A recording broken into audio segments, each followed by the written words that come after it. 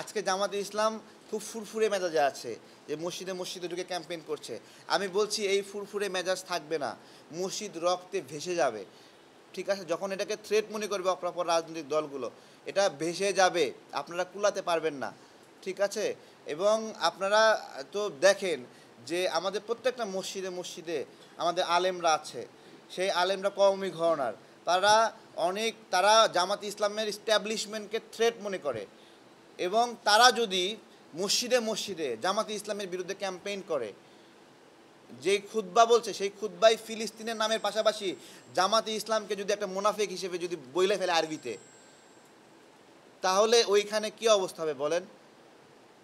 তো আমরা সামগ্রিকভাবে বলতেছি, সবাইকে বলতেছি যে সামনে ভোট আছে, এত এত মানে এই 3 মাসের জন্য আপনাকে ইসলামকে ভালোবাসা মসজিদের মধ্যে বিপ্লব ঘটাতে হবে না।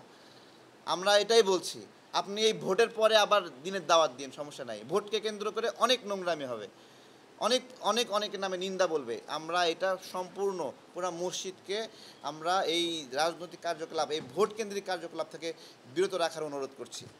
আমাদের ইসলাম কিন্তু বলেছে যে তারা এখানে কোনো রাজনৈতিক কার্যক্রম পরিচালনা করছে না, তারা কোরআন প্রশিক্ষণ ক্লাস চালু করে। মানে জামাতি ইসলামকে আমাদের কোরআন প্রশিক্ষণের ক্লাস নেওয়ার কোনো প্রয়োজন নাই। তারা কোরআনে এত বড় আহমরি পণ্ডিত না। হ্যাঁ, গোলাম পরোয়ার একজন প্রভাষক, সে কোরআনের এক্সপার্ট না। শফিকুর রহমান একটা বাম সংগঠন আসছে, তারা কোরআনের এক্সপার্ট না। ডক্টর তাহের সাহেব কোনো ইসলামিক স্কলার না যে এই লোকগুলোর কাছ থেকে আমাদের কোরআন শিখতে হবে। এটাই তো মাথা মুরব্বি নাকি? মাথায় যা সেটা তো সর্বোচ্চ থাকে, সর্বোচ্চই যেই কোরআনের এক্সপার্ট। এই যে হাইকোর্টে কোরআন মানে 2টা আয়াত পড়তে গিয়ে 5টা ভুল করছে, তাদের কাছ থেকে আমাদের কোরআন শিখতে হবে। আপনারা এই কোরআন শেখানোর দায়িত্ব দয়া করে আল্লাহর রস্তে কোনো মসজিদে নিয়েন না। আপনারা ভাই কোরআন পারেন না, যদি বিশ্বাস না হয় আপনারা আমজনতা দলের এখানে অফিসে আসেন, এইখানে সদস্যরা যে পরিমাণ শুদ্ধভাবে কোরআন পড়তে পারে আপনাদের সাথে আমরা প্রতিযোগিতা করব। আপনাদের কাছ থেকে কোরআন আমরা শিখতে চাই না। কোরআন শেখানোর জন্য মসজিদে আমাদের আলেমরা আছে, আমাদের মাদ্রাসার হুজুররা আছে। ছোটোবেলায় আমাদেরকে যারা কোরআন শিখাইছে তাদের কাছ থেকে আমরা কোরআন শিখব।